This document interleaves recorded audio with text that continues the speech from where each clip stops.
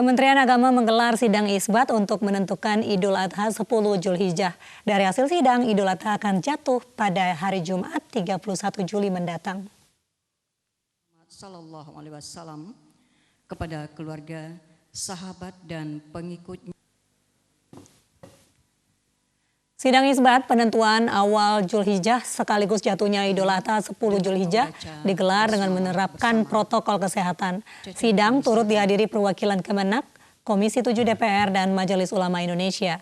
Keputusan hasil sidang isbat dilakukan usai pemantauan awal bulan di 84 titik pantau di seluruh Indonesia.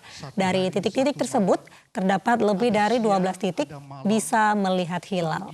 Kita pun melihat ada bulan yang berputar pada dirinya sebulan. Oleh karenanya, dengan dua hal tersebut di atas, yaitu berdasarkan hisab posisi hilal, seluruh Indonesia sudah di atas ufuk, dan laporan Ruhyatul Hilal juga sudah melihat hilal, maka secara mufakat dinyatakan bahwa 1 Zulhijjah tahun 1441 Hijriah jatuh pada hari Rabu tanggal 22 Juli 2020 Masehi. Dan dinyatakan Idul Adha tanggal 10 Zulhijjah 1441 Hijriah jatuh pada hari Jumat tanggal 31 Juli 2020. Kami ulangi, secara mufakat dinyatakan bahwa 1 Zulhijjah tahun 1441 Hijriah jatuh pada hari Rabu tanggal 22 Juli 2020 Masehi. Dan dengan demikian Hari Raya Idul Adha 10 Zulhijjah 1441 Hijriah jatuh pada hari Jumat tanggal 31 Juli 2020 Masehi. Pemirsa, jelang perayaan Idul Adha 2020 banyak pedagang yang menjual hewan kurban di bawah umur. Tidak hanya itu, petugas juga mendapati pedagang tidak menerapkan protokol kesehatan COVID-19 saat berjualan.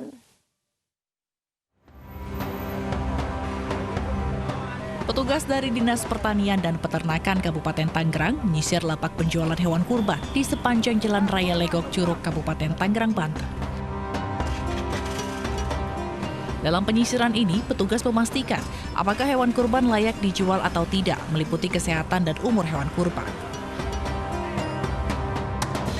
Petugas juga memeriksa protokol kesehatan yang diterapkan oleh pedagang. Sayangnya, para pedagang ini tidak memakai masker dan tidak menyediakan tempat cuci tangan. Petugas juga menemukan banyak hewan kurban di bawah umur atau belum layak kurban yang dianggap tidak sesuai dengan syariat Islam, meski dari sisi kesehatan memenuhi syarat. Pada yang mau berkurban gitu ya, karena kan itu juga berkaitan dengan daya beli nantinya harga. Yang jelas tugas kami memeriksa kesehatannya, kelayakan dari sisi kesehatan, hewan-hewan itu sudah sehat. Sementara itu pada Idul Adha 2020 ini penjualan hewan kurban menurun drastis akibat pandemi COVID-19. Dinas Peternakan mengimbau warga dan pedagang yang akan membeli hewan kurban wajib menerapkan protokol kesehatan. Dari Tangerang, Banten, Aimarani, iNews melaporkan.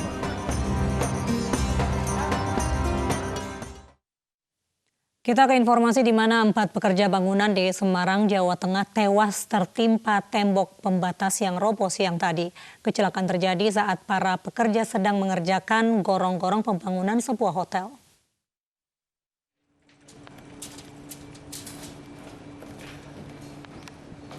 Dua pekerja yang sedang mengerjakan pembangunan sebuah hotel di Jalan Simpang Sekayu, Semarang ini tewas di tempat kejadian akibat tertimpa tembok yang roboh. Tim SAR beserta PMI mengevakuasi korban ke kamar mayat Rumah Sakit Dr. Karyadi Semarang. Kedua korban adalah Sobikin, warga Cirebon, dan Ujun Junaidi, warga Kabupaten Subang, Jawa Barat. Sedangkan dua pekerja lainnya yang mengalami kecelakaan yang sama juga meninggal sesaat setelah dibawa ke Rumah Sakit Bakti Wiratamtama Semarang, yaitu Ade Suryana, warga Kabupaten Subang, dan Ngadimin, warga Kabupaten Semarang. Robohnya tembok pembatas juga melukai seorang pekerja yang saat ini dirawat di Rumah Sakit Dr. Karyadi Semarang. Saksi mata Tri Nur Rohman yang juga operator backhoe mengatakan saat kejadian ia sedang menggali tanah di sekitar tembok dan tiba-tiba mendengar suara teriakan. Posisinya kan aku gali pinggir-pinggir truk, terus posisinya gali di pinggir-pinggir tanah, tak buang ke samping-samping. Terus tindak selanjutnya saya nggak tahu, mau dengar suara awas, terus tembok itu roboh. Kapolsek Semarang Tengah Kompol Didi Dewantoro mengatakan, tembok setinggi 5 meter roboh dan menimpa 5 pekerja yang mengerjakan buis beton atau gorong-gorong untuk pondasi bangunan hotel. Kronologis kejadian pada saat melakukan pengerjaan buis beton, terdapat 5 orang karyawan di bawah pagar pembatas antara Hotel Awang Sewu dan Hotel Pop. Akhirnya pagar pembatas ini roboh menimpa pekerja yang ada di bawah. Pagarnya itu tembok, Pak? Pagarnya tembok. Kira-kira untuk tingginya? Tinggi tembok kurang lebih 5 meter. Pengerjaan di bawah juga kurang lebih 5 meter. Jenazah keempat korban saat ini berada di kamar mayat Rumah Sakit Dr. Karyadi Semarang untuk diotopsi. Sementara polisi masih memeriksa sejumlah saksi untuk menyelidiki penyebab kejadian robohnya tembok tersebut. Dari Semarang, Jawa Tengah, Doni Marendra, iNews melaporkan. Penggali sumur yang tertimbun longsor di Bojonegoro akhirnya dievakuasi petugas. Korban yang sudah meninggal dunia ditemukan tertimbun di kedalaman 8 meter.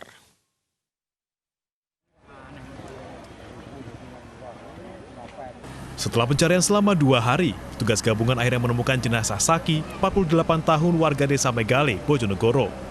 Korban tertimbun tanah saat menggali sumur di desa Telogo Aji, Kecamatan Sumberjo, Bojonegoro, Jawa Timur. Jasad ditemukan di kedalaman sekitar 8 meter dari permukaan tanah.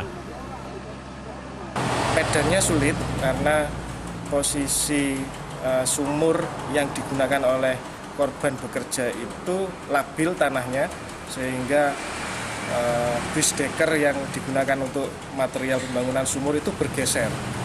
Tim rescue berusaha untuk menggunakan metode vertical rescue untuk mencapai dasar, tetapi karena ternyata tidak memungkinkan karena digantilah dengan metode lain menggunakan alat berat.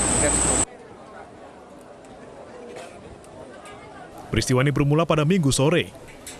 Korban menggali sumur hingga kedalaman 10 meter. Namun ketika selesai memasang 18 unit bus decker dan hendak naik ke atas, mendadak tanah galian di permukaan runtuh hingga membuat korban terjatuh dan tertimpa longsoran dinding sumur yang juga ambrol. Evakuasi dengan metode vertical rescue tidak membuahkan hasil, sehingga petugas harus menggunakan alat berat. Dari Bojonegoro, Jawa Timur, Dedi Mahdi, iNews melaporkan.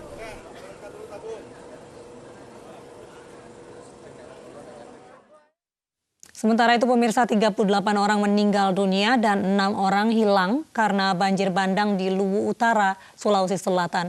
Pemerintah setempat memperpanjang tanggap darurat dan fokus membuka akses jalan yang terendam lumpur tebal.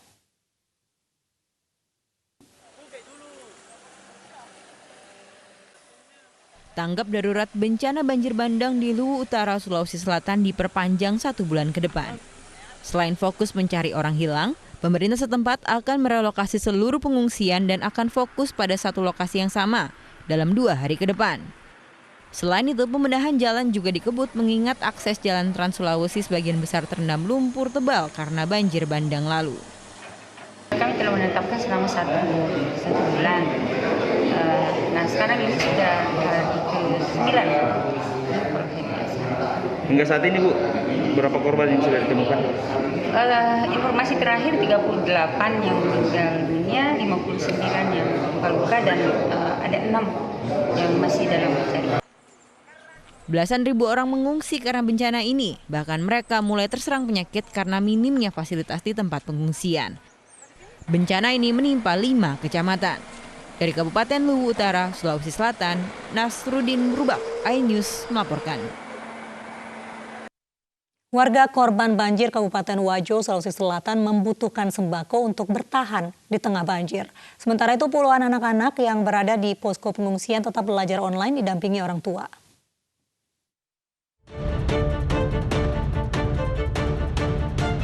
Banjir di Kabupaten Wajo, Sulawesi Selatan semakin parah dan meluas. Belasan ribu rumah di 10 kecamatan terendam banjir sehingga membuat aktivitas warga lumpuh.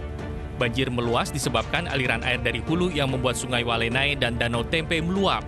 Warga korban banjir butuhkan sembako untuk bertahan di tengah banjir yang melanda. Berdasarkan data sementara dari BPBD Wajo, sedikitnya 50.287 warga terdampak banjir. Di daerah hulu itu terjadi hujan di sidrap, sehingga tentu akan berdampak air yang akan mengalir ke sini. Banjir ini bisa dinyatakan meluas ya Pak? Kemarin kan ada 9 ya? Iya, meluas. Sekarang sudah 10. Sudah 10 ya? Iya. Tambahan kecamatannya apa Pak? Tambahan kecamatan itu tadi. Kecamatan Belawa, Kecamatan Majaula, Kecamatan Kira, Kecamatan Pitung.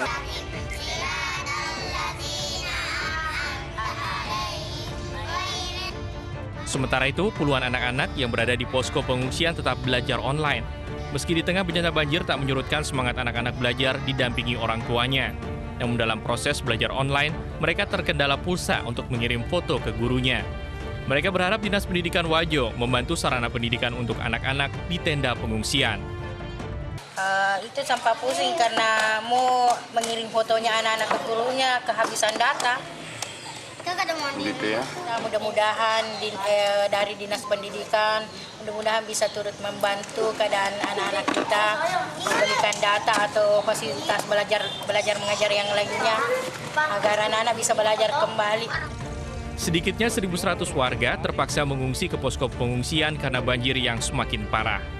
Dari Kabupaten Wajo, Sulawesi Selatan, Amnar Sengkang, iNews melaporkan.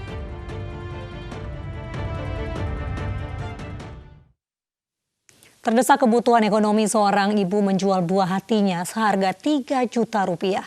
Kami hadirkan informasi selengkapnya sesaat lagi.